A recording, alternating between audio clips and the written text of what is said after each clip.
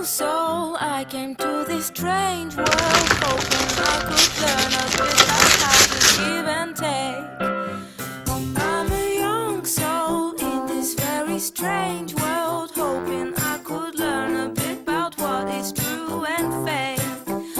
La la la la la la la la la la la. 10 years from 2012, and all the storylines that were set forth in that year went where I go every summer. Nowhere. All that was in 2012 either concluded, continued, or evolved into what we know today as 2022. Let's compare where I was 10 years ago to where I am today. 10 years ago, I had no idea when I was gonna get my license. But now, oh man, my left cheek is numb.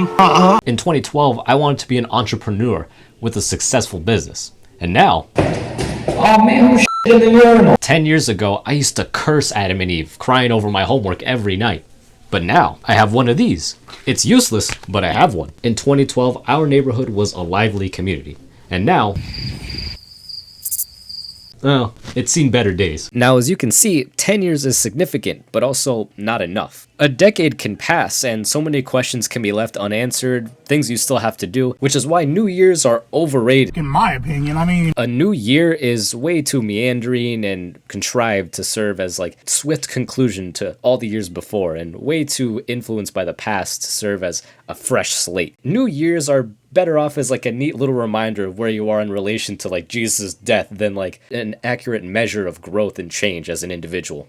I mean, in 2022 alone, I had set out so many goals. Goals of 2022. What were they?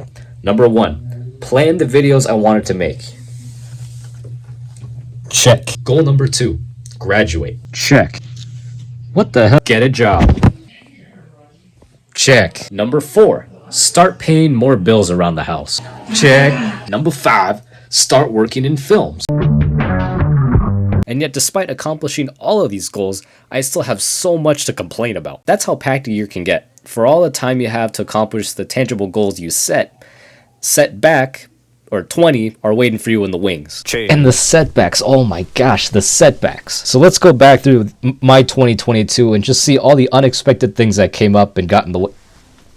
Alright, January of 2022. I'm ready for my last semester of school. All I need is an internship to fulfill my credits. But I'm kind of busy, so I need like a virtual internship. Turns out I find one that's virtual. That's perfect for my major. Then it turns out last minute, it's not virtual. It's actually in person, and it's over an hour and a half away. Now, I know that people drive 2-hour commutes daily just to get to work, and that's normal. But I wasn't just doing this internship. I had other classes, and on top of that, this internship wasn't paid. So I was like, yeah, screw that. So instead of having an opportunity to set myself up with a career path afterwards, I had to just settle for doing a dumb term paper. But whatever, right? I can at least have the semester set. But then I get sick. Luckily, it's not COVID, and I recover and I get back to work. But then my brother and my dad both get COVID. Me and my sister have to vacate the house for a week. Finally, after everyone recovers, we desanitize the house. And so I thought, all right, to make up for not doing the internship, I can just do a virtual one, a writing internship for the Borgen project. And I thought it was perfect. This writing internship, I would be able to write articles, have them published. So April passes by, May comes around, and I'm finally finishing up school. And, you know, I can start setting myself up to apply for jobs afterwards. Turns out I can't really apply to anything because I need my physical diploma, which wouldn't come for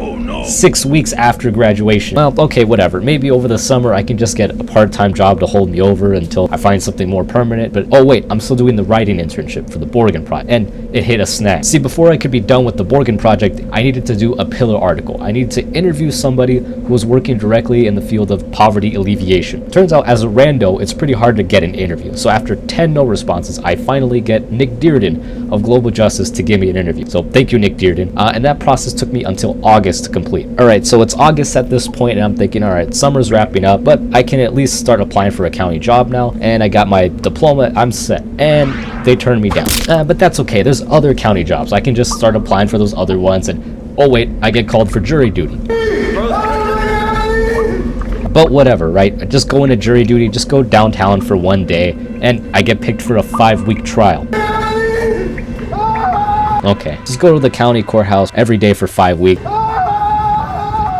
long as I don't hit a parked car, okay. The premiums went up, so now I gotta get a job. So now, as soon as the trial is over, I have to get a job as a part-time cashier, because that's the fastest thing I can get. And Oh, what now? Nothing comes up? So after being stuck scanning crap for 3 months, I finally had the goal to set goals for next year. Or by the time you see this, it will already be 2023. So set goals for this year. See, if there's anything I learned in 2022, it's that as soon as you set goals, the world tries to send as many obstacles as possible so that you either accomplish them miserably or die trying. Now, in the context of 10 years ago, the world was very much obsessed with the end of itself, counting down the days of the Mayan calendar. And while most of us didn't think the world was actually going to end that year, it was a pretty good excuse to not actually set any goals. In 2012, kids my age were too worried thinking about how the zombie apocalypse was going to start. Now, unlike those kids, I didn't need the end of the world as an excuse to not set any goals. I just naturally didn't. In 2012, I was having way too much fun playing outside to set any goals. 2013, I used homework as an excuse. And come 14, 15, 16, 17, 18, 19,